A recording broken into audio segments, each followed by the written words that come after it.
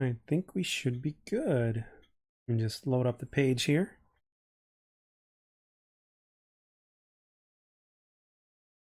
All right.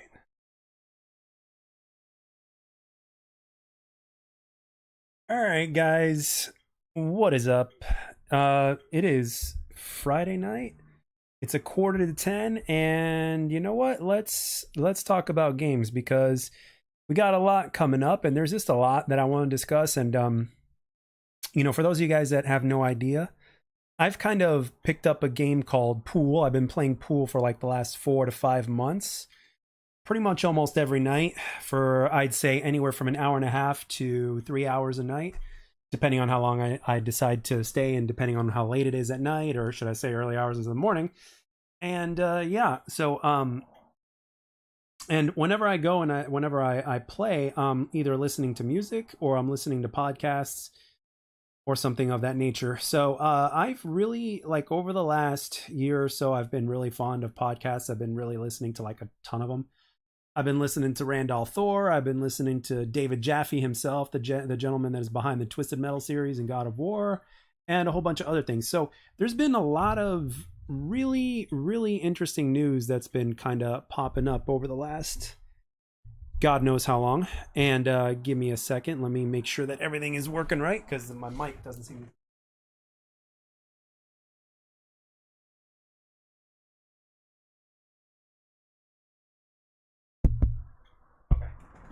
All right, I guess my mic is working, so that's good.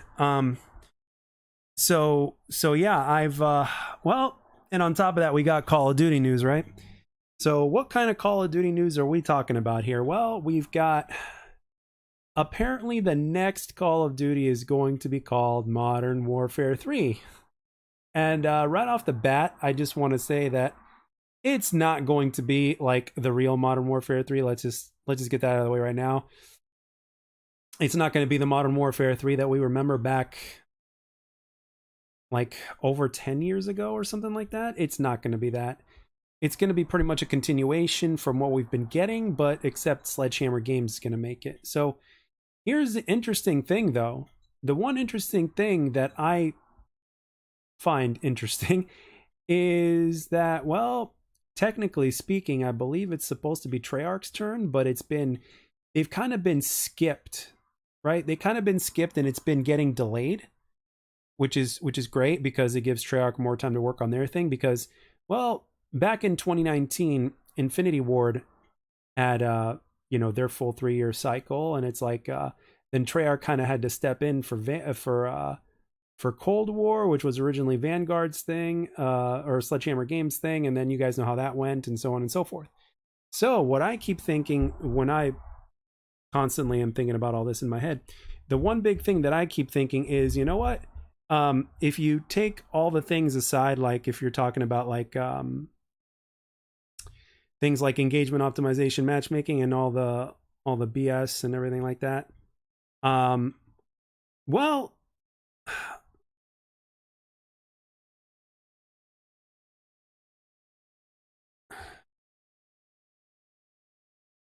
I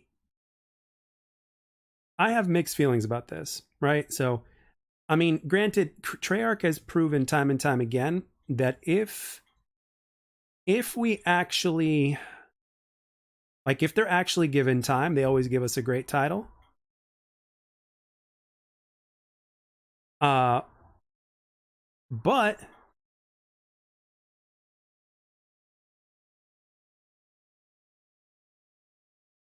I think that in 2024 there might be a chance that Treyarch might surprise us. Now, um,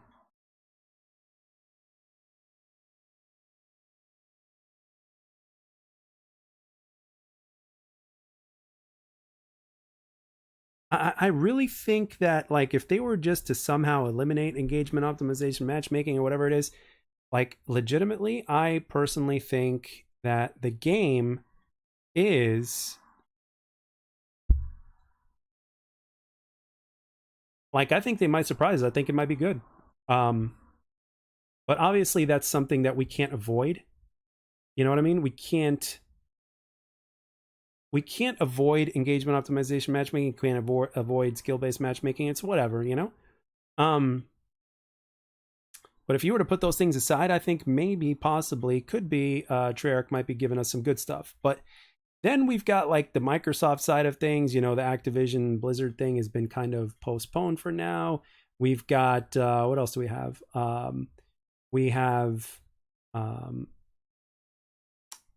We've got Nintendo just released Tears of the Kingdom, which is the next Zelda game. And the thing is, the biggest thing about Nintendo, by the way, is that I'm actually still kind of surprised. Well, kind of surprised and yet kind of not surprised that Metroid Prime 4 has not been announced. Like, in my mind, I'm thinking, like, what the hell? Like, Metroid Prime 4, well, it's been announced, but, like, there hasn't been any additional reveals.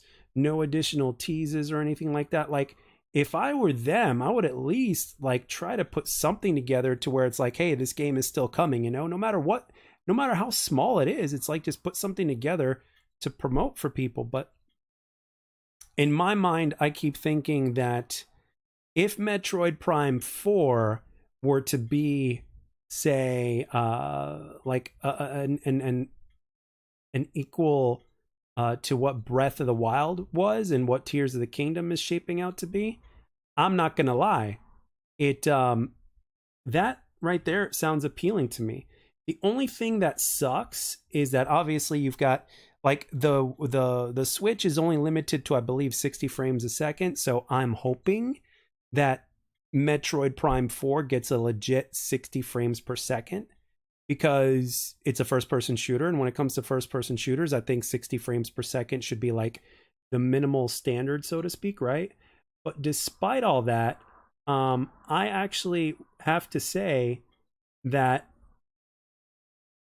60 frames per second for a first-person shooter on the N60, I almost said N64, on the Switch should be standard. Now, obviously, you got games that can get away with 30 and stuff like that, especially on the Nintendo, for reasons that I really don't need to explain. But if somebody were to say something in the chat, I would gladly explain as best I can. And especially with all the different things that I've been listening to on so many podcasts. And that's one of the best things about listening to other podcasts, is that you get to learn quite a bit. And not just because these people know insiders, and not just because these people just end up knowing things and that's because of what they do, but I'm saying, like, legitimately, you get a chance to learn so many things about your topic of discussion that you wouldn't know otherwise. So for me personally, that's very appealing. And it really is really amazing to me that, and again, more credit to them. It really is amazing how Nintendo continues to get away with 30 frames per second, but hey, their titles are quality titles, right? You can't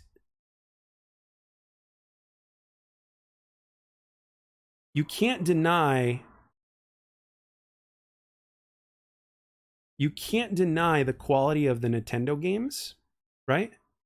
Like for instance, okay, this is who I am at heart. You guys ready for this? This is who I am at heart. By the way, recently I got my PlayStation 4 out of the, like, under my bed, just so I can play the Reignited trilogy again for Spyro the Dragon. I've also got Crash, and maybe I should put some time into Crash as well, because the first one was just ridiculous, and it wasn't like what was made Crash what was truly known until you got into the second and then third game. So I might just skip the first one, go to the second and third. But anyway, and plus I need to play Spyro 3, because I never played Spyro 3. I think I should just go straight to Spyro 3. But anyway, here's who I am at heart, okay? I don't mind simple platformers. I really don't. Like, games like Mario, Crash, Spyro, for those of you guys that have been here for a while and you know me, I have a thing for that. I have a soft spot for that. Like, look at this shark game here in the background, right? I have a soft spot for that. By the way, I need to do another stream of that. I need to do another stream where I'm playing the shit out of this game, and I just get to talk to people in the chat. And I need to, you know what else I need to do? You know, truth be told, as a person who's been doing content for 8 years, one of the things I need to do is I really need to be able to, like, do live comms to where I'm consistently talking, whether there's somebody in the chat or not, or whether I'm just recording, to where I need to consistently talk as opposed to stopping and then just watching, you know. And the great Excalibur himself told me, hey, practice makes perfect. So I need to practice, you know. So if anything, I'll just title a few streams live comm practice, and I'd be playing a game like this or whatever else I choose to play, and I would just be talking my ass off about anything. And obviously, when there's people in the chat, it helps even more. But ultimately, I need to keep talking. So my ass needs to talk. I need to kind of be like a woman or something, to where I just, no disrespect to women, I just need to, I just need to, once I start, I gotta keep going. It's like, speaking of women, I need to talk to women and be like, hey, what's the secret to your infinite talking powers? Because I haven't figured it out yet. Because it's like, no matter how much a person is able to multitask, so sometimes, I mean, my goodness. I mean,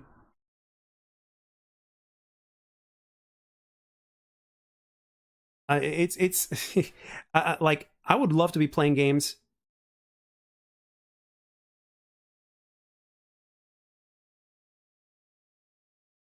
Um,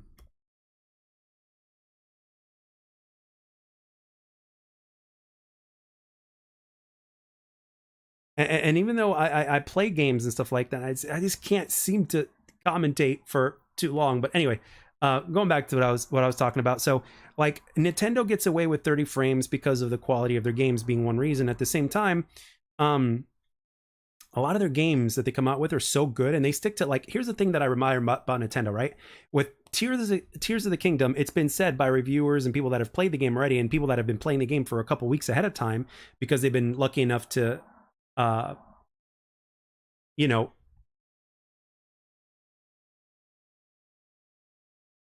I mean, they stick to what makes their fans happy, right? So what have reviewers been saying? Well, it's more of what you got in Breath of the Wild, more of the same with a few additions here and there. It's like, oh, that's perfect.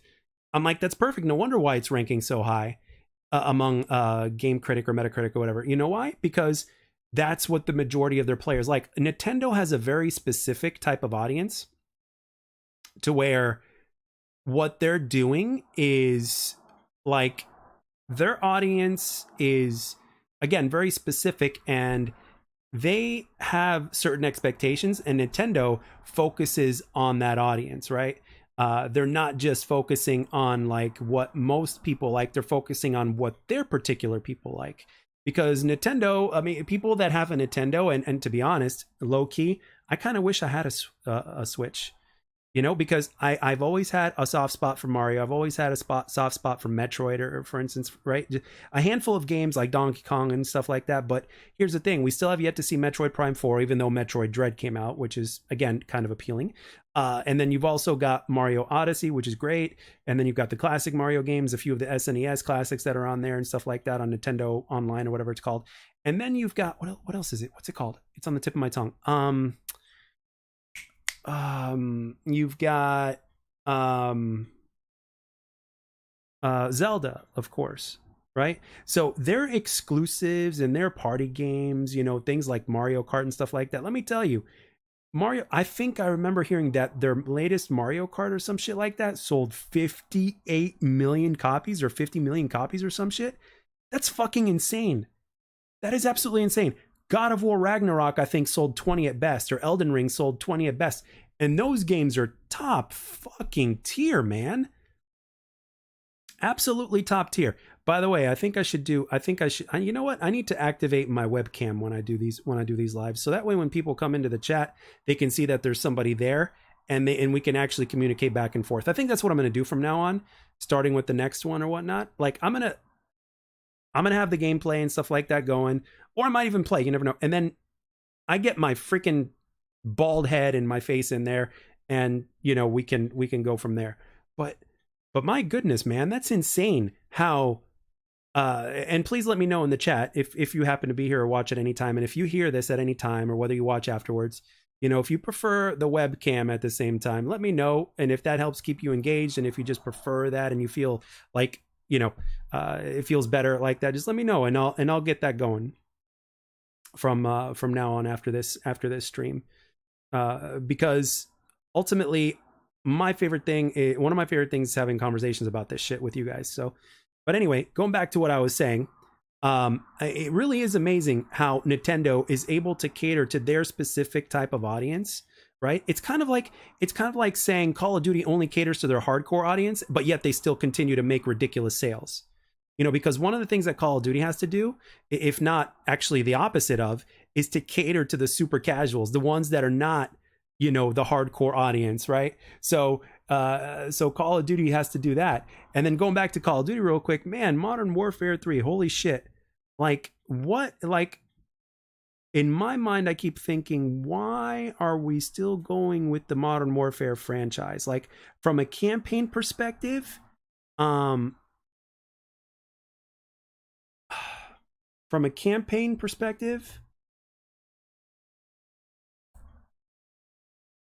I mean, I get it,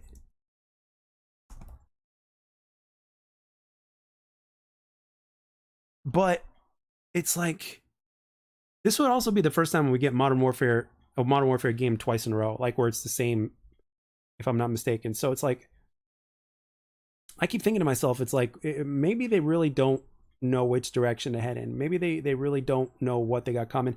Oh, and speaking of which, we got the showcases coming for Xbox and stuff like that. And uh, with Starfield, uh,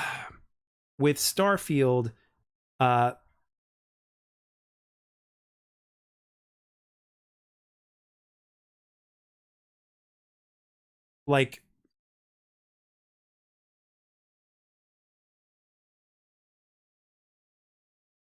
I'm betting it's going to be 30 frames. And Phil Spencer himself actually said that they're going to have a definitive answer of whether or not it's going to be 30 frames, at least on console. I think for PC it's going to be up to 60, I think. Um and then updated like as time goes on probably for console and PC. And right now they really need to make up for that Redfall screw up, man. They need to make up for that big time, and what they also need to do is they need to like be a little bit more transparent with the community because they kind of been caught red-handed. Um I mean,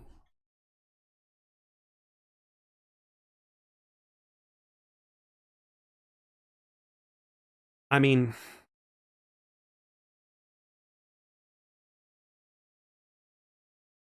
and what I mean by this is,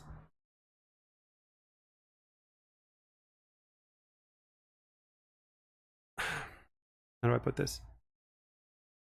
On like that game is ridiculously ambitious, right? Starfield is so ambitious that like they've got like 1,000 planets or something like that that you can visit and explore in. But my question is, especially right now at launch, my question is this: number one, are all those planets going to be different and interesting to explore, and are you going to be able to explore and do all sorts of different things with them? Because if it's too repetitive, I don't know if that's going to fly. I mean, I know that Destiny, for instance, is repetitive. You know what? I bet you Starfield is probably going to take a book out of Destiny, if not more. Um, so I think that's what's going to happen because we know how Bungie has really come a long way since the days of, well, obviously Bungie's always been a really great company that produces really good games. Like with what they did with Halo was absolutely legendary, and quite frankly, Halo hasn't been quite the same since. And to top it all off, they went and did Destiny, and people still absolutely love the shit out of Destiny, and they play the living hell out of it, and they grind the living hell out of it. And honestly, it's Destiny manages. Well, here's one thing I respect about Destiny is that they've managed to actually be how do I put this? Like they've managed to get everybody to play together, whether they're a casual player or a hardcore player, because you've got the PvP, you've got the PvE and stuff like that, and it's like, you know, for a game that has like a lot of PvP content into it as well, PvE is like their bread and butter. Like they love doing the what are those called? Shit, it's on the tip of my tongue. But you know what I'm talking about. The raids or whatever they're called. Like they love doing that shit. They absolutely love it, and they love working together, whether they're good or bad players, and figuring shit out. And like I remember when Destiny, like before the first one came out, they had the beta, and I remember my best friend was saying, "Dude, I've been playing that thing all weekend. I've barely gotten up out of my chair." I was like, "Whoa." Like, and the thing is, the grind factor is another thing that's really normal for these games. Like, and I remember him saying that people were bitching about that and everything. He's like, it's like you guys are not understanding that the grind factor is part of this game, right? The grind factor is absolutely part of the game, and the grind factor is what makes the difference in the game. So it's like, it's got to be there. So over the last, since Destiny 2 came out, they've just been upgrading it and just releasing expansions, and eventually there will come a time when Destiny 3 is going to come out, I think. And I think that that's going to be something that I think that's something that a lot of people are really going to look forward to when that comes out. I mean, when Destiny 3 like gets announced one of these days, like, I think that a lot of people are really going to turn their heads and look at it. And I don't think Bungie would be doing a Destiny 3 unless they really wanted to up their game from what they're doing with Destiny 2. So, like, I really admire what Destiny has accomplished. I really do admire what Destiny has accomplished, and their vision is really, really thing. And that's where I think Starfield is going to provide their own version of Destiny. That's what I think they're going to do. They're not going to have a multiplayer, at least I don't think so, or at least not right away. But I seriously think that they're going to take a page from Destiny. I mean, because everybody's been copying Battle Royale, and then before that, people tried to copy Call of Duty, and it's like, well, not that they necessarily need to, but it's like, well, nobody's really copying Destiny. But at the same time, it's like, why would you want to copy? Well, from a creator standpoint, I keep thinking that, why would you want to copy anybody? But at the same time, that we all copy everybody, right? That's part of the thing. So now, speaking of copying, how much copying is Modern Warfare 3 going to do in terms of the old Modern Warfare 3? I personally think that they're not. I think it's just going to be like another update to Modern Warfare 2, and I think it's going to be another disappointment. Unless they literally do a Modern Warfare 3 remastered or some shit like that, which I seriously doubt.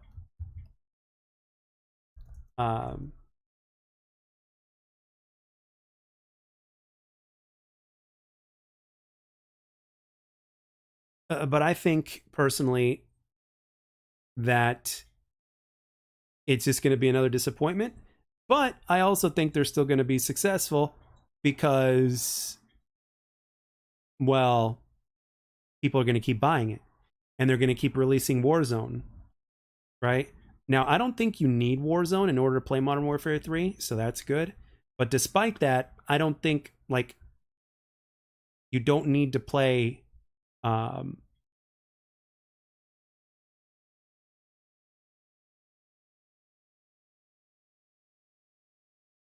I mean, it's free to play, so and the multiplayer is what it's going to be. But the thing is, like, one of the things that I don't get is, well, no, I get it, because the hardcore community is the only one that knows about this, and they hardly play multiplayer anymore because of the engagement optimization matchmaking.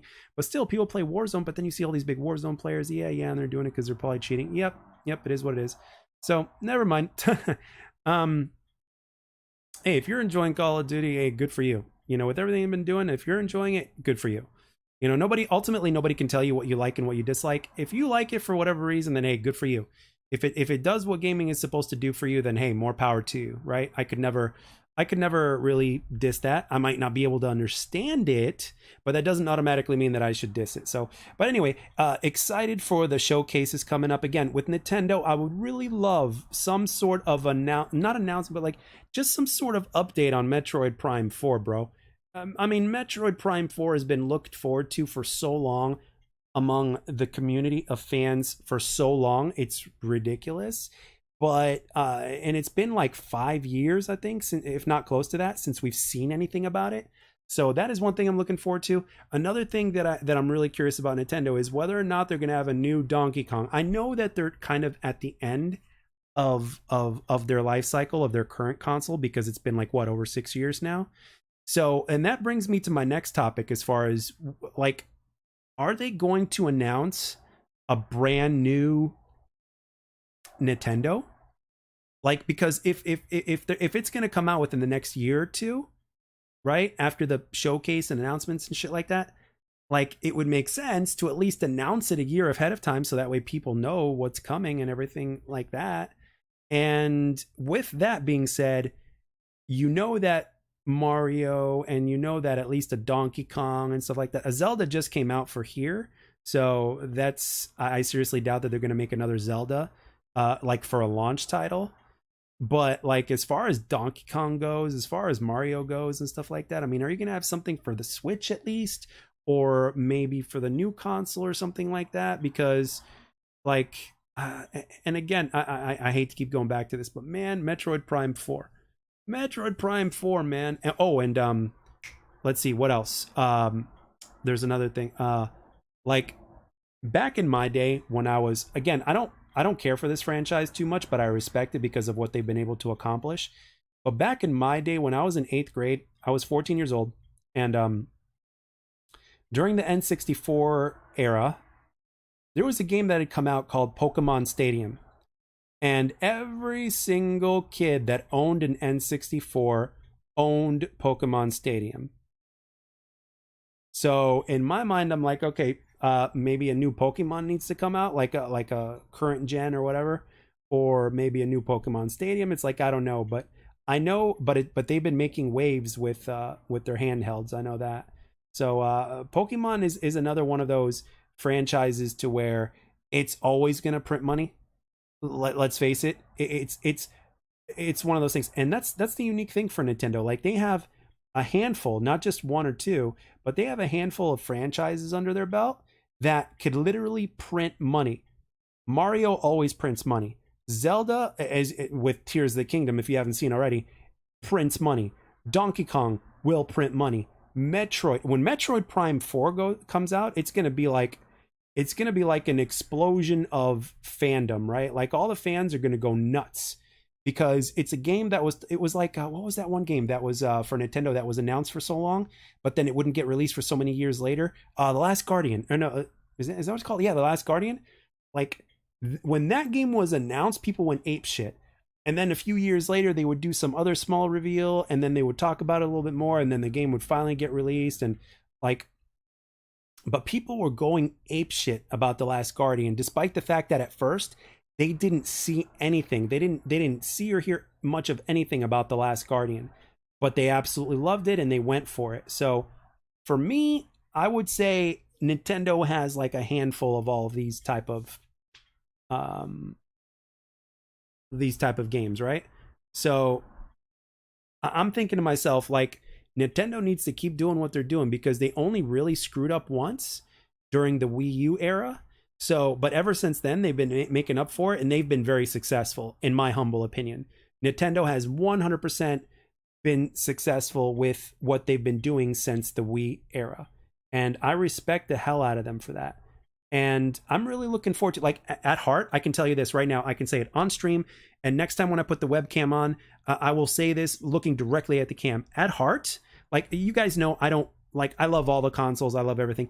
But if I had to pick one, right, it would be very difficult. But still, I would probably say that I'm a Nintendo fanboy at heart, like more than the other guys, because I grew up with Nintendo. And to this day, I love their franchises. Granted, it's only like a handful of them, but it's also the fact that like whenever I watch Super Nintendo gameplay of some kind of game in the past, or even N64 gameplay, which I didn't own an N64 despite the fact of wanting one. Put all those things together, it's like and also Nintendo also feels like it's the only console that actually feels like a console. It feels very console-ish or esque compared to Xbox and PlayStation, with all due respect. Like, because Xbox and PlayStation are starting to become a little bit more like PCs, and I don't necessarily mean just technological wise, but I just mean like in general, like when you load up the UI and everything like that, it doesn't feel so console-esque anymore. It feels like almost like a PC. And again, there's nothing wrong with PC, nothing wrong at all. The PC is the best platform you can play on, and pretty much anything, and for good reason. But with that being said, there was something about a console versus, in terms of how it used to be. And Nintendo has somehow managed to retain that and keep that feeling, which is one of the things that, in my opinion, makes them great. I love the fact that these guys have been they've been doing things under the beat of their own drum for a while. And then with Sony's exclusives are incredible. Like, Sony's exclusives are absolutely incredible. I can't state that enough. Like every single time I like, for instance, including games I haven't played, right? Like I have a PS4, so I could possibly pick up another game or two or whatnot. But like when you're talking about games like, Ghost of Tsushima, and you're talking about games like God of War, and yes, I played God of War. That one I did play. But when you're talking about Ghost of Tsushima, when you're talking about God of War, when you're talking about all these PlayStation exclusives, right, that are going to come out and that have come out and that are going to continue to come out, with PlayStation, and of course you got Spider-Man, Spider-Man 2, Spider-Man Miles Morales, you got the upcoming Wolverine, you've got like these games have made PlayStation who they are, for good reason. This is what PlayStation does, right? So they're going to keep doing what they're doing. So it's like, and again, with Microsoft, their job and their vision is to get as many people playing regardless of whatever kind of platform you have or whatever kind of TV you have or whatever kind of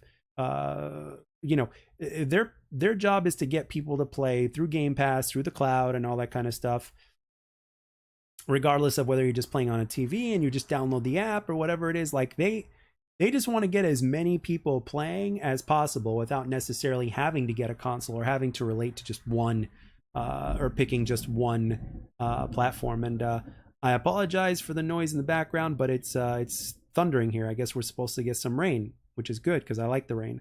So if my stream goes offline out of nowhere, it's probably because either the power went out or with the internet and stuff like that. So I apologize.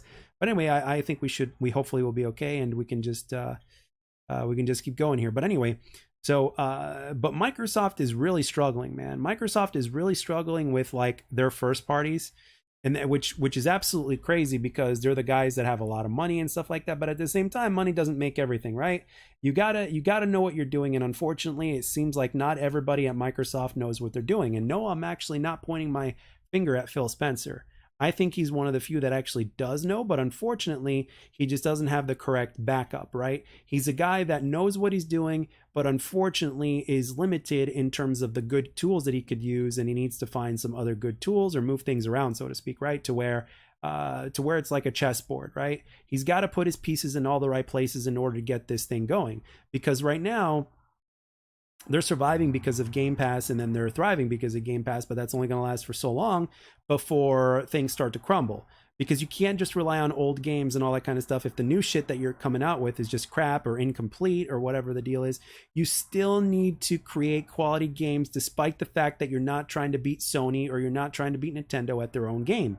I understand that you're not trying to beat them at their own game, but you need to make good quality games of your own. And also you need to expand, because you can't just rely on Halo and Gears and maybe one or two other franchises that you might have that are pretty good or that are known or have some sort of, or that used to be known. You can't just rely on those, right? You need to make, they've bought like what, 11, 14 other developers.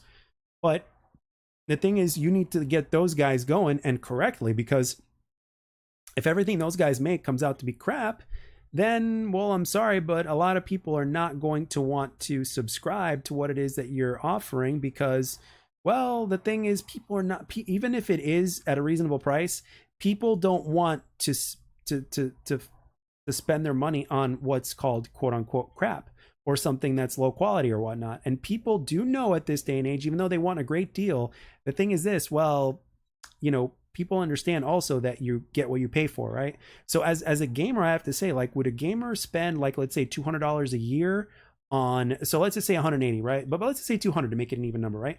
Would you spend $200 a year on games that are damn good and that'll satisfy you for the year on a handful of games? Or would you rather spend 200 on games to where you have a shit ton more to play, but they may not be very good, right? Or they may not keep you coming back, and you're just going to have to kind of try to find a diamond in the rough, so to speak, right? Or a needle in a haystack or something like that, or a gem that's really hard to find. You know what I mean? So, because the thing is, like with Game Pass, if their catalog grows to 500 or 1,000, but only like, let's say maybe 100 of those games are good, it's like, okay, I understand the value of 100 games, but still, that's only 10% of what you're offering. Think about that. Think about only like 10% of what you're producing being good, and the rest of the 90% just just no. You know what I mean? I mean, I do you guys agree? Like, do you guys agree?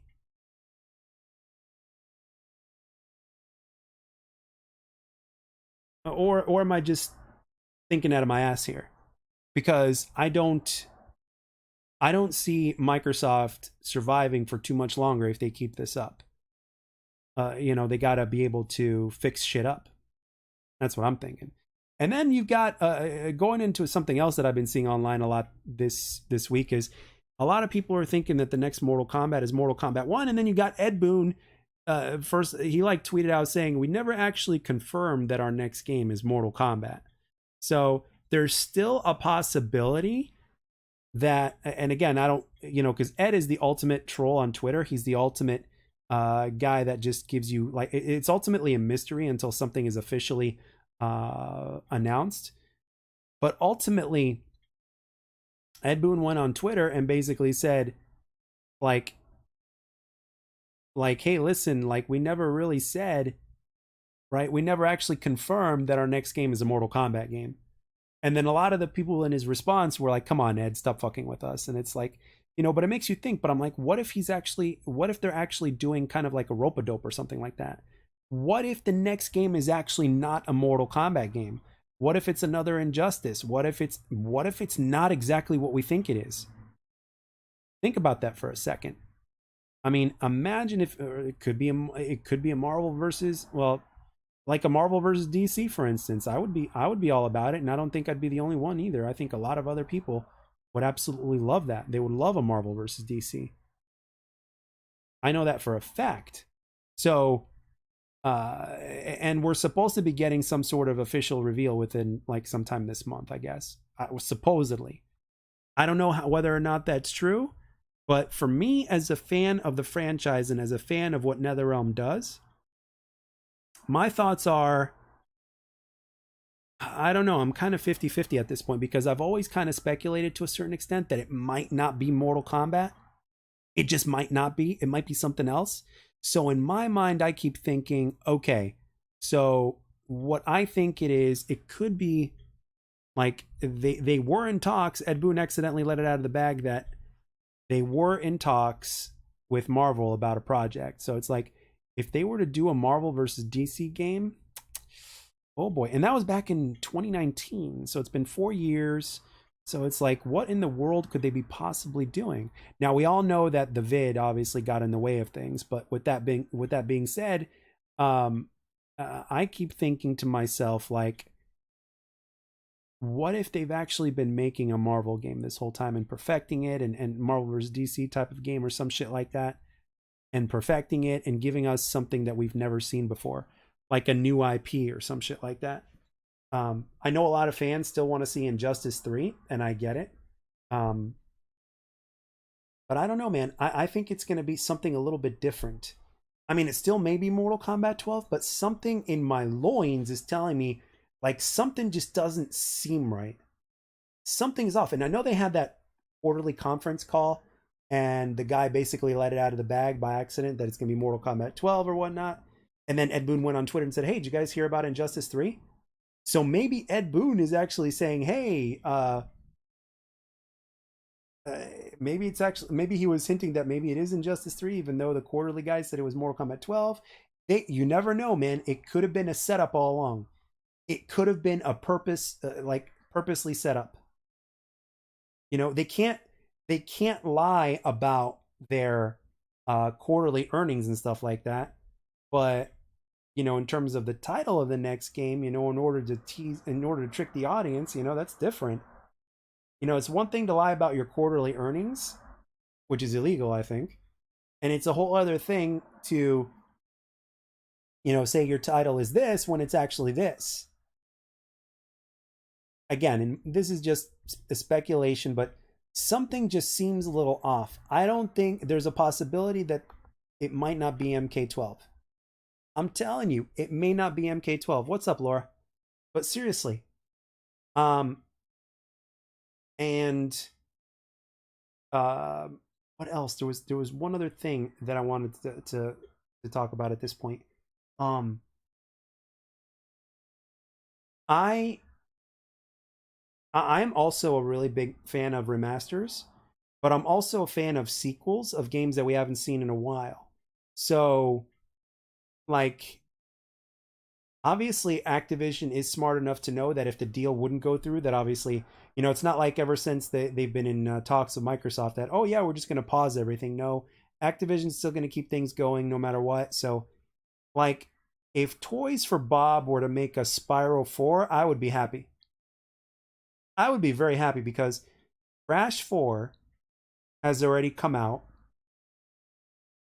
and Spyro Reignited Trilogy has come out. Crash Team Racing Remastered has come out. Or night, you know what I mean? Like, we need a Spyro 4. Like like I said before, I am a very big fan of those types of games, and my ass needs to get on stream, and my ass needs to get on and not just play this game, but also play Spyro 4, or excuse me, Spyro 3, because I haven't played that one, and people are telling me it's the best of the original trilogy, and I loved Spyro 2, man. Um, so in my mind, I keep thinking Spyro 4 is coming, and I've already, through other podcasts that I've been watching, I've already heard hints of a Spyro 4. And Spyro 4 is one of my, like, Spyro the Dragon. I will tell you this, and Laura is here. She knows it. She's been watching me since she found out that I streamed, and which she didn't know. Like, when I first met Laura, um, she had, for years, she had no idea that I did this whole YouTube thing and all that. So, um, like, she at one point was the only person who would watch me stream back during the days of when everything was shut down, right? So, I mean, I was lucky to still be working, and even though it wasn't enough, I mean, I was still lucky enough to be working. But with that being said, on weekends, I mean, Laura will tell you, on weekends I would stream, at least when I had the game and stuff like that. I would stream the shit out of Spyro on the old PC that I had that my best friend gave me at the time, that I didn't pay him yet for until much later on. Uh, God bless his heart, by the way. Like, Laura would tell you that she's seen me play a lot of Spyro over stream, and there's a good reason for that. And that's because Spyro the Dragon is, to me, is like the Mario 64 of, the PlayStation era or whatnot. And I love myself a good basic platformer, but it's the combination of those basic elements in that platformer that has me coming back. Right? Like, it would be a game that I would just be in the mood to play. And let's not mention that when you're watching a video game, that the things that you see on screen are what also make a difference, right? And I'm not necessarily talking about graphics, but I'm more alluding to color. Because when you're looking at Spyro, like, for instance, there's a few levels that are like, I mean, first of all, the whole remastered game is gorgeous, but, like, when you look at certain levels that have really cool sunset sky colors, with that orange and the pink and the purple, and then you've got your night levels that, like, are the stuff of dreams, right? Well, that, along with the platforming and the classic gameplay and the certain familiar feel of a Mario 64, that stuff tickles my balls, man. That shit is hilarious to me. I mean, that shit is just so fun to me. I mean, seriously, it is a lot of fun. Kind of like this game here. This game is, like, there's a lot to do in this game, but at its heart, it's very basic. But it's the combination of those basic elements that are put together that's like, okay, I don't mind it if a game is basic. But the question is, the thing is, it doesn't need to be bland. You can still be a very basic type of game that's not too complicated, but you can't be bland, right? That's the thing. So to me, maybe not to other people, but to me, games like Spyro, Crash, and stuff like that are not bland to me. So I will keep playing them. And that's kind of like with Call of Duty. For a while, a lot of people, like, after the first year or two, they stopped playing Call of Duty multiplayer because it was just becoming too repetitive and bland for them. But for me, it just didn't happen. It just didn't happen because I love the combination of those basic things that they had in this arcade shooter. So in terms of so going back to what I was saying about NetherRealm and stuff like that, whether it's Mortal Kombat 1 or whether it's, you know what, let's put it this way. If it's a Mortal Kombat game, it may or may not be Mortal Kombat 12. I've been speculating on this, and there's a possibility that it may be something else. It may be an action RPG or in the Mortal Kombat universe, or it might be a Shaolin Monks remastered or something like that, or I don't know, or a sequel to Shaolin Monks. I don't know, but there's also a chance that it could be Injustice 3 or could be a Marvel vs. DC game. Seriously, like I kid you not. I think this is there. Something just is telling me that it may not be MK12. Seriously, it's just been too fucking confusing. Way too confusing and way too many back and forths. And Ed Boon, with his teasing and his crypticness, is like, hey, by the way, we never did announce that it was Mortal Kombat 12, which is a hint that it may not be. So it's like, but it could be Mortal Kombat something else. Or it might not be Mortal Kombat at all. So it's like, Ed, what are you doing, man? Thank goodness I don't have hair. I'm telling you right now, thank goodness I do not have hair. Because if I did, it would be gone by now. It would be gone. Like, and I would have to deal with it. I would be watching it fall out of my head, and I'd be like, Ed, what are you doing to me? But right now, this is like the ultimate hype and nostalgia season for gamers. If you are a gamer, there's no reason for you to be not to be excited right now, because with the upcoming showcases and stuff that's coming up. And remember, as a gamer, right? We always got to look at things from the glass is half full, right? We can't look at things as if the glass is half empty. We have to look at it as if the glass is half full, right? So look at the bright side of things. You know, if we just were to focus on the negative, none of us would be happy. So if we focus on the positive, like for instance, right, we got to celebrate the fact that Tears of the Kingdom just came out. And for our people over on the Nintendo side, we got to celebrate the fact that, you know, we got a new Spider-Man game coming out, and we got the upcoming Wolverine, which we're probably going to get a first glimpse at, by the way, in this upcoming showcase for E3 for PlayStation. Or, I'm sorry, not E3. E3 doesn't exist anymore at this point. For the PlayStation showcase, which you know they're going to do. There's no way that they're not going to do. It's going to be State of Play or whatever the hell else it's going to be called. There's no way. If they don't show off Wolverine, I would be genuinely surprised. But we've also got Spider-Man coming, the sequel to the first game, which was an amazing game. And you don't have to, like, if you haven't had a chance to play it because you're not, because you don't have a PlayStation or whatnot, I am pretty damn sure that you know that Spider-Man was an incredible game, and Spider-Man Miles Morales was another incredible game, and that Spider-Man 2, especially since they're going to have Venom in there, and who knows, maybe Carnage might show up, is going to be an incredible game. And the fact that you got Peter Parker and Miles Morales in the same damn game is incredible, right? And then with Xbox, the most you can hope for at this point, and you cross your fingers, you cross your toes, you cross the foreskin on your dick, and you hope and pray that Starfield doesn't fuck up, right? It's an insanely ambitious game. It's going to be a game that absolutely wants to, it might even take a page from Destiny, which in my opinion, there's nothing wrong with that, as long as they continue to provide what makes them special in the first place, right?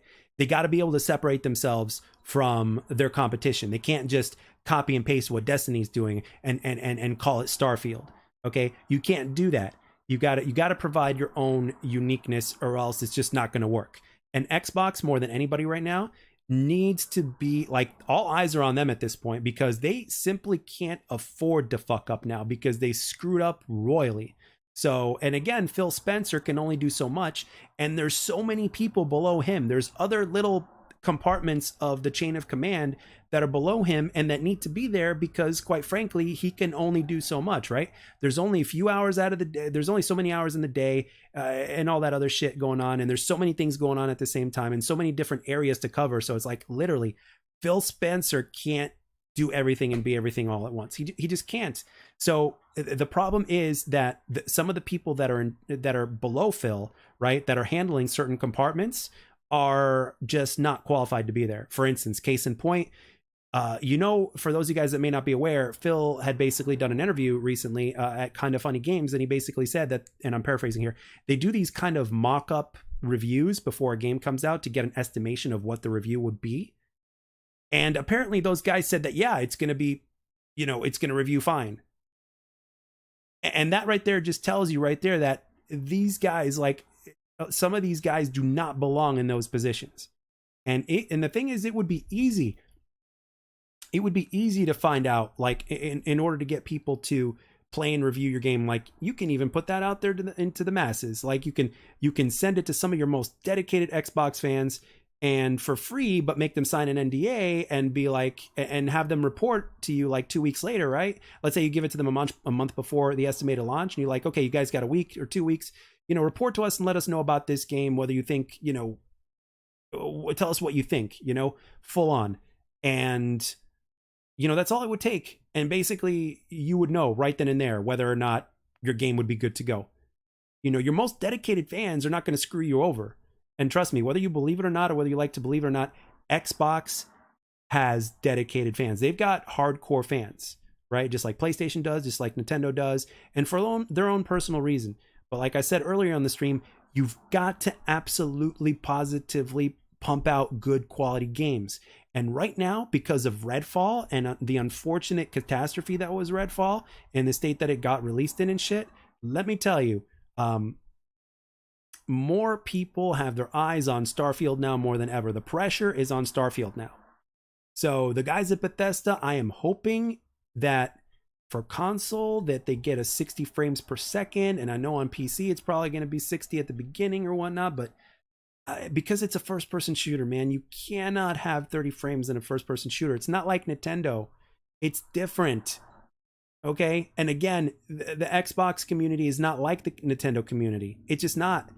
Otherwise, if they were, they would just get Nintendo. You know what I mean? So when you put it all together, when you look at Nintendo, when you look at PlayStation, when you look at Xbox, it is a happy time to be a gamer, man. It is gaming season. It is gaming news season. And then obviously in the holiday, way down the road, guess what? We're going to have these releases coming up. So, and the thing is, every single year as gamers, and I know we all have our expectations and stuff, but as gamers, we have things to look forward to play every single year.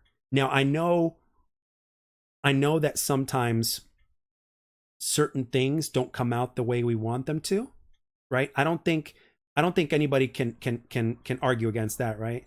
Like certain things won't come out the way we want them to, whether you're a Call of Duty fan, for instance, or whether you're whether you were looking for Redfall and stuff like that. But overall, for the vast majority of us gamers, there's something that we can look forward to in the months to come. The only problem is at this point that we've become so accustomed to things, to the ease of access and the speed of things that have been coming out, that we have become accustomed to like getting things at a certain time.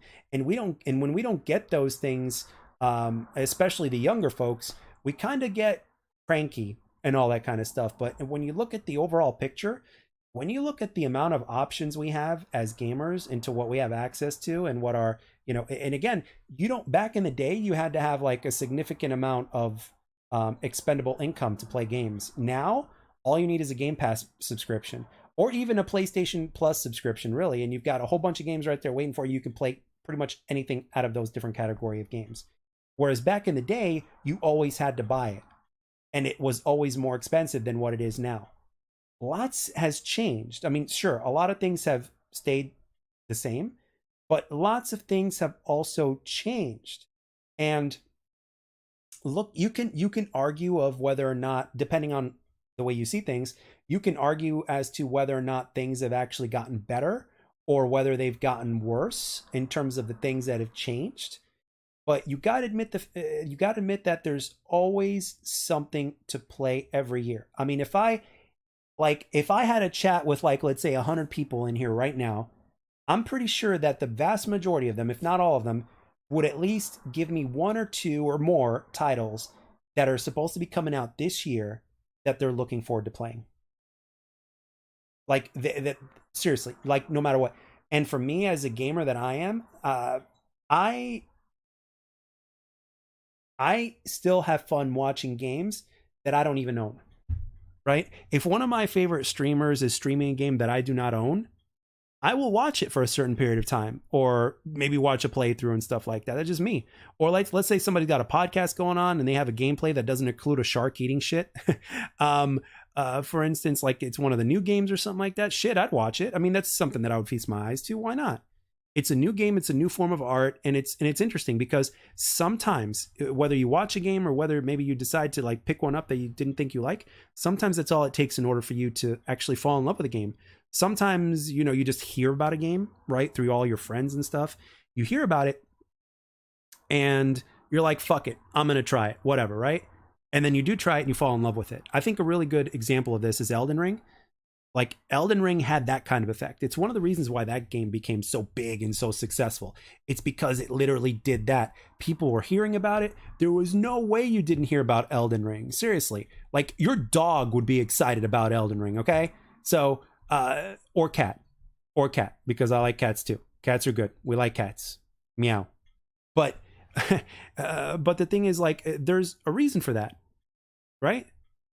There's an absolute reason for that. And I don't think the gameplay in the background is frozen, guys. I think it's, there we go. It's just me probably stopping to go to the bathroom while I was recording or something. So, but anyway, that the Elden Ring effect, as I'll put it in the case of this particular stream, the Elden Ring effect is what actually makes gaming what it is, right? People hear about it, they try it, they fall in love with it, they become fans of it. Simple as that. Simple as that. But the problem is also, there's also a few people that just absolutely refuse to try something new, which I totally understand, because usually a lot of people will stick to their guns, or they'll stick to what they're comfortable with, or whatever they think is something that they'll like. You know, because again, it's really hard to tell sometimes whether you like something or not. But if something looks fun, like if you're watching it, if it looks like it's fun, then it's like, hey, you might as well try it. And right now we live in an age, thankfully, that we have all the opportunity in the world to try something, you know, because back in the day, all we were limited to was demo discs, and those would only have a certain number of games on them, right? Or partial games, right? And then after that, it was just basically luck. Like you go to a friend's house or whatnot, or maybe you play, you know, part of a game at Walmart and stuff or something like that, you know, because they would have the kit right there with the glass behind and stuff like that, but you could play with the controller that would be attached to something, so you couldn't rob it and take it. So sometimes it takes stuff like that, or sometimes GameStop. And again, speaking of GameStop, you know, say what you want about GameStop, but here's the thing. If you're not entirely sure about a game, I would say, well, actually, no, I might take that back, because GameStop, those guys will try to sell you anything. But if you manage to meet somebody at GameStop that actually works there, that actually, you know, has a true passion for gaming and really knows games, and then you talk about them and you say, hey, I was thinking about this game, what do you think? Should I try it? Should I, you know, should I get a used copy? What do you think? Or should I go for something else or whatnot? So, you know, at least we have those options. And of course, you've got online, you've got all sorts of forums that you can talk to. It's like, dude, it's all right there in front of you now. Like, seriously, and again, back in my day, that wasn't even an option. That wasn't a thing back in the day. So when you look at it from every single standpoint, there's no reason not to be excited for everything that's about to come out.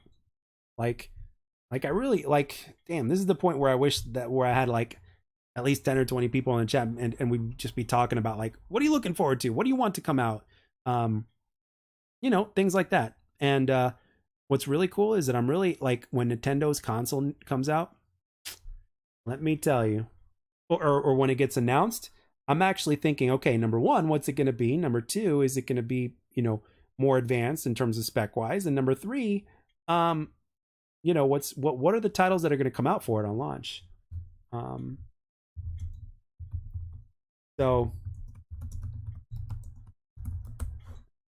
So for me, I'm stoked as hell. And let's see, what else do we have going on in gaming news? Is like, you know, I'm watching some like one streamer's playing Diablo right now, Diablo 4, and like, is that game still in demo or is it out? Like, I don't know. But I mean, I don't know, man. It's just such a good time to be a gamer. I don't think it's out. It's probably just a demo or something like that. So um I just love the fact that we have options, man. I'm a big fan of options. What can I say? I mean, nothing more that I can say, really. Um so like right now, like I would really love to know what, you know, the people that are subscribed to me, like I really want to know what they're looking forward to, because I know I know that for the majority of them, COD isn't the only game they play. So I can't help but wonder like what it is that they're looking forward to the most. Um uh,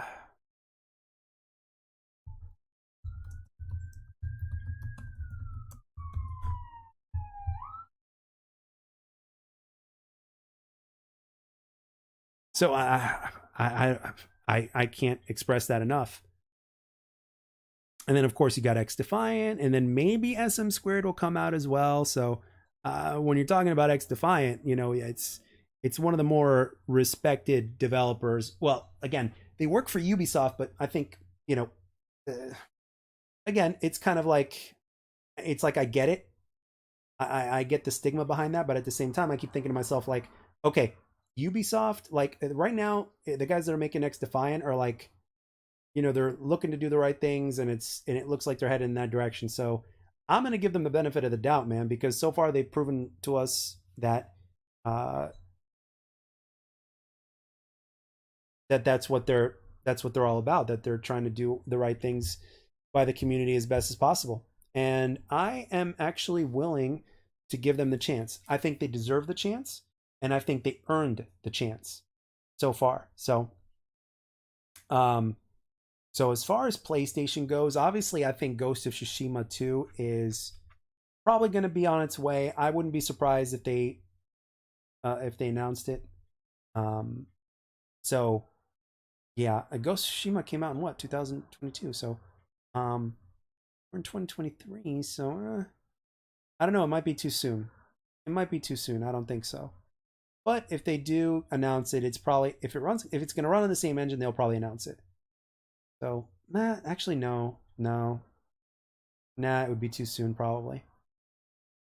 Probably in 2024 they might announce it, maybe. But for Microsoft, one thing that needs to happen, I'll tell you this right now.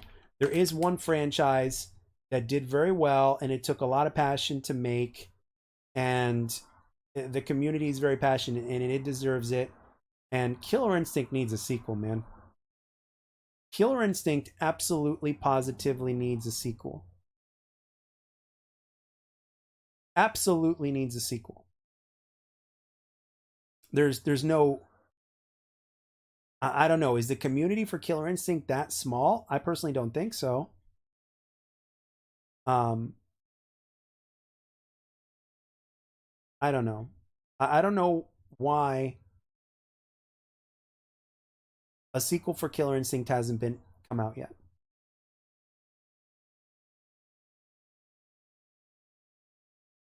I mean,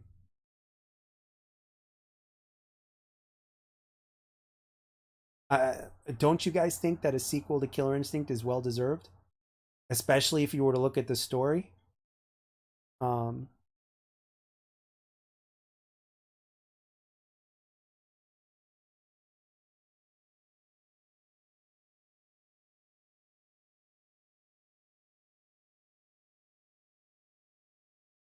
I mean, it's just heartbreaking to me. It's just heartbreaking to me that from 2013 through 2017, that game got an insane amount of support. It was done right, kept getting better and better, lots of content, and then it's been gone for a long time now. It's like, ugh. It's like they made the game in the first place. I mean, I know it was lightning in a bottle, and you can't get lightning in a bottle to strike twice. That's the problem, and I get that. But it's like maybe they don't need lightning in a bottle twice, or do they? Or do they? Or am I just wrong? Like, am I just wrong? Do they actually need lightning in a bottle twice in order for them to make another Killer Instinct? And excuse me, I'm going to take a swig of my water here because I've been talking for a while and I still haven't had a swig of water. Cheers to your health, and thank you to whoever's listening.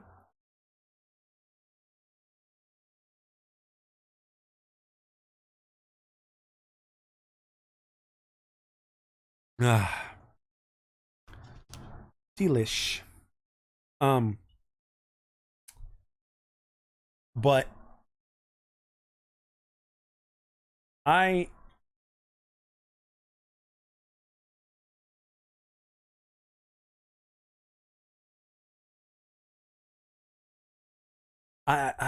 it still kind of mind boggles me, man, because the Killer Instinct community only grew since that game came out. So I'm like, how come there hasn't been a sequel yet? Or at least, you know, maybe it's not popular enough. I don't know. But damn it, man, Killer Instinct deserves it. Killer Instinct deserves it, and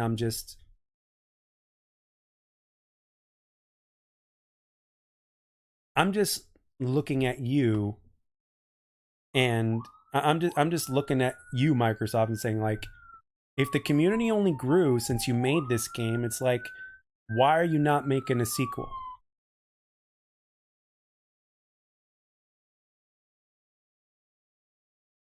I mean, I would really like to know what the numbers are.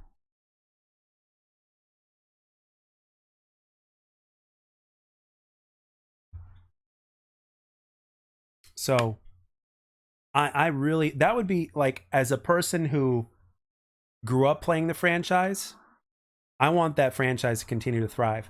I want those players that are playing current gen Killer Instinct to have that similar experience that I did when I grew up playing Killer Instinct, because it was one of my favorite experiences growing up gaming. And for those people that stuck around, it's like I want them to continue to have new experiences with Killer Instinct, because um I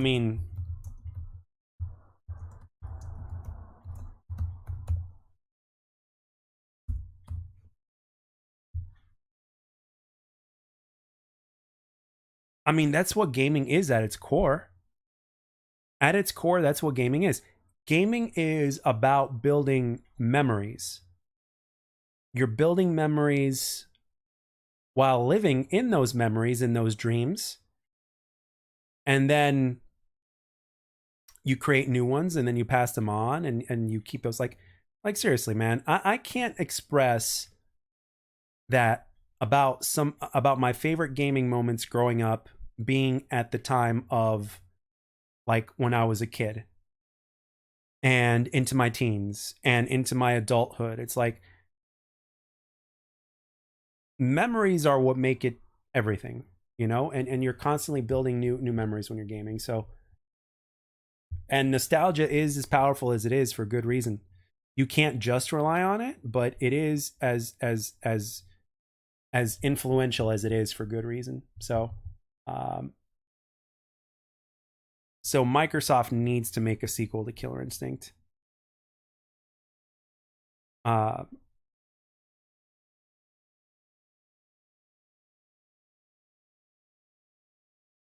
I mean,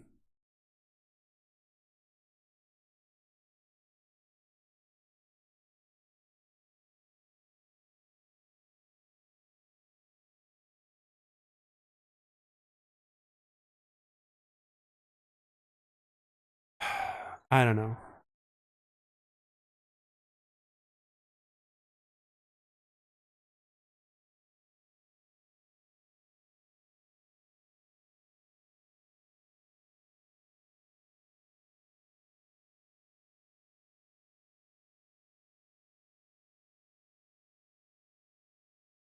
I'm waiting for them to one of these days out of nowhere announce it, because it just makes no sense to me.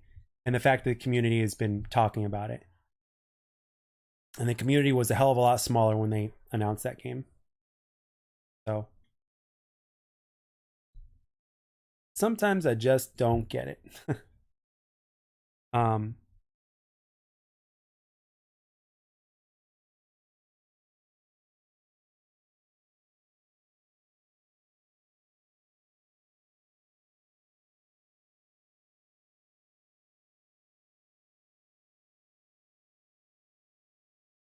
I mean, I want that. That's one of my biggest wants. Seriously, hands down, by far, one of my biggest wants is another Killer Instinct to come out. I can't express that enough. Oh, and speaking of another sequel that came out of nowhere, like this game that you're seeing here is what I call a gem, right? It's a gaming gem. It's a lot of fun. It's certainly not a bad game, but it doesn't have to be the most technical game. It doesn't have to be the most, you know, fanciest game or anything like that. So it's like, imagine if they made a sequel to this game. I would love for them to make a sequel in this game.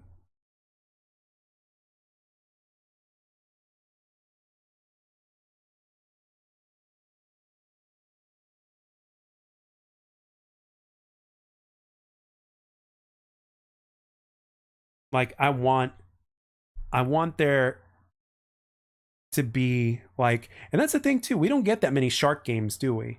So it's like, dude, we need another shark game.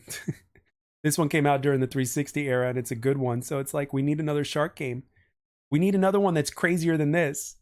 Or we need to have like, or maybe we can like choose more sharks, or we can choose the kind of shark that we want, and then we could really like upgrade it to because with this game you can upgrade your shark in a really crazy way, in many crazy ways. But it's like if they took that to a whole other level in a sequel, you know? So, um, yeah, man. I mean, shit. One day, I don't know when, obviously, right? One day, this podcast is going to grow to where we can have at least 5 to 10 people on here at some point in time, right? And what we can do is like we're going to talk about all this shit. And we're going to make hours worth of long conversations on this because it's just too freaking good, man. It's just too good. So, um, let's see. That's another thing. There's Fable. I know a lot of people have been waiting for Fable on Xbox. Fable is like one of those huge titles that people have been waiting for. Elder Scrolls that has been talked about for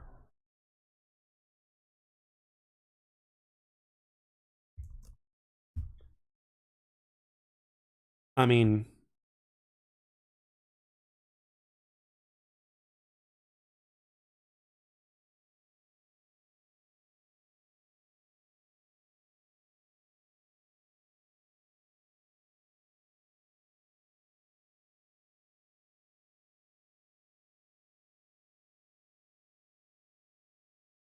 like I remember I don't think any other Elder Scrolls game had the impact that Skyrim had, but it was the latest one at the time. So when Elder Scrolls 6 comes out, I think a lot of people um I think a lot of people are going to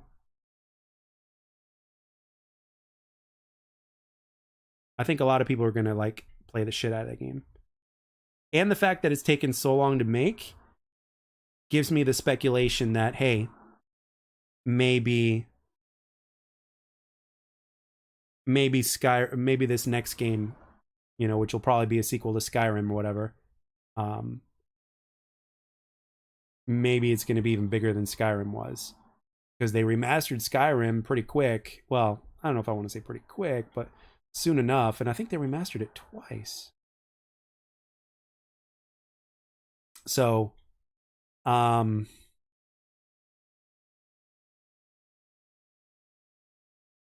so yeah. I mean, and then another Perfect Dark. People have been talking about that. And I think people have been talking about Avowed as well. And I just hope Elder Scrolls, yes. Yeah, Laura's looking forward to Elder Scrolls. Yep. No, I mean you can't like me, I've never played Skyrim, but I could tell you right now, there's just when a game has that kind of level of impact, right? Like Skyrim, there would be like a lot of really good YouTubers out there that'd be giving Skyrim 10 out of 10. And then you've got the other guys like IGN and GameStop and stuff like GameSpot and all that giving the game high marks as well. So it's like when everybody is telling you, like when you got movie channels that take like time away from a regular vid to make a vid about Skyrim because it's that good. It's like there's no way that you there's no way that you won't know about it. So like, and as a person that's a gamer, even though I don't play Skyrim, it's like I want there to be like I want the next Elder Scrolls to be good. I want the next Elder Scrolls to come out like when it's ready, of course. I don't want it to be released um I don't want it to be released any sooner than it already has been. So,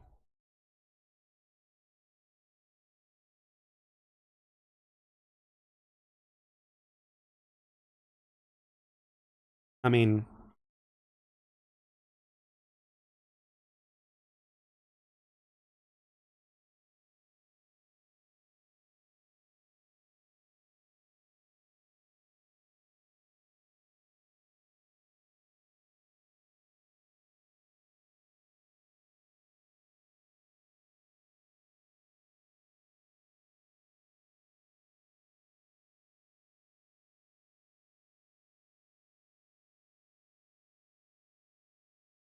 So there really is no reason to not be excited about stuff that's gonna come out. There just really isn't. And I, for one, am excited as shit. I'm as equally excited as a pig in shit. I mean, literally, because I'll still enjoy games even though I won't play them all. And they need to make a sequel to this game, man. I mean, I know it was like I'm sure it was like a Sharknado type of idea and a type of mentality, but still, dude. I mean, come on, look at this. How in the world can you not have a good time with a game like this to where, there's shit to look for. There is 100% that you can obtain. There's all sorts of different stuff that you can face and then you can eat. And then it's got like a comedy to it. There's hidden things. You can upgrade your shark. It's like, come on, bro. I don't know. And I'm glad this game got released on Game Pass because it's a fucking gem. It's an absolute gem.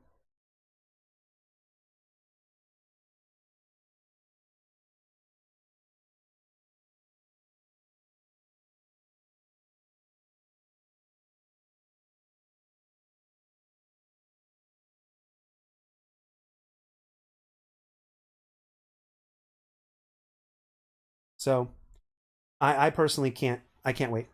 Like I can't wait for some of this new shit to come out. Did you see that the next like Tears of the Kingdom came out, Laura? Did you see that basically the sequel to Breath of the Wild? It just came out. Did you know that?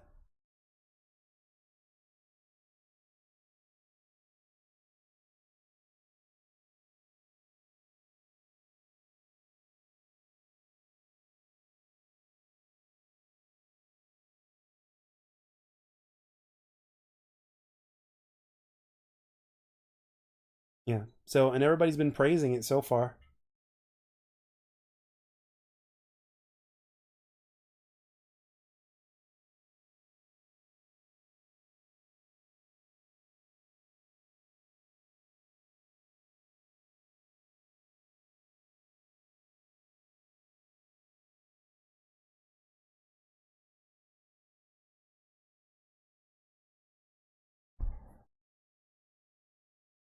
It's like oh, it's more of what Breath of the Wild was, but with just a few additions and stuff like that. So I'm like I'm thinking like as I listen to that, I'm like that's perfect.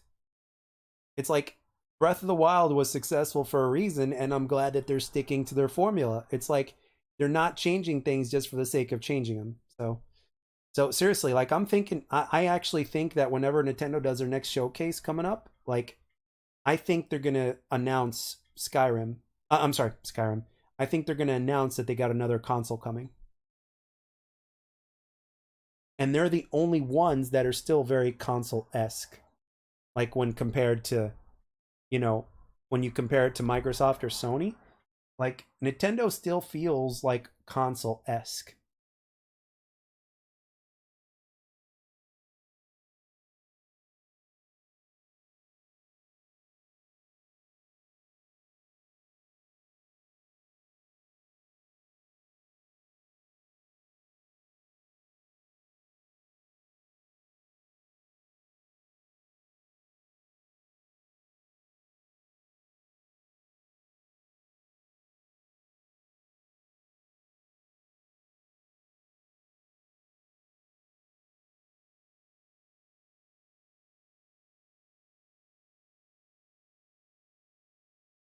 So I want their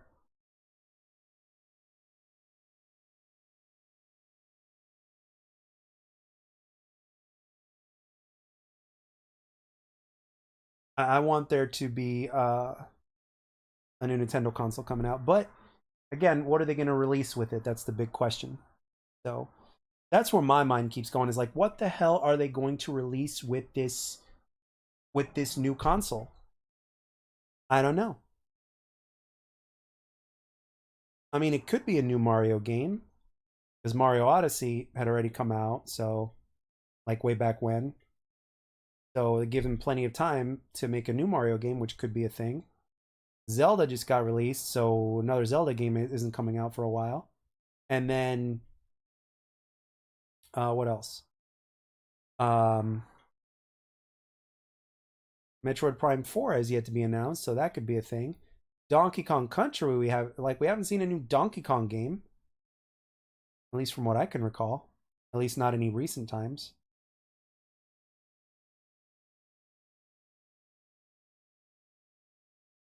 So that's where my mind's at. So, right. Well, I am going to go get ready to play pool pretty soon. Um, and I actually have to be up early tomorrow. I'm actually covering for somebody for about 4.5 hours tomorrow. So that's exciting. And on Sunday, but it is what it is. At least I get an earlier start. Maybe I have a chance to clean up the sleep schedule a little bit. Maybe.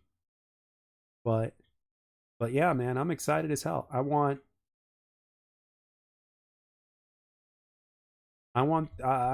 some new good shit to come out, man. And they're just about to be announced. They're just about to be announced. That's the beauty of it. So, all right. So, anyway, I hope you enjoyed the shark footage. I need to get back online and stream and like actually talk while I'm streaming. That's the thing. Like even when there's nobody in the chat, I need to like continuously keep chatting as if there was somebody in the chat or something like that. So, I need to really start getting better at that and I need to practice at that. So, but yeah, anyway, I need to get going. So, thank you for keeping me company and I'll catch you on next stream. See ya.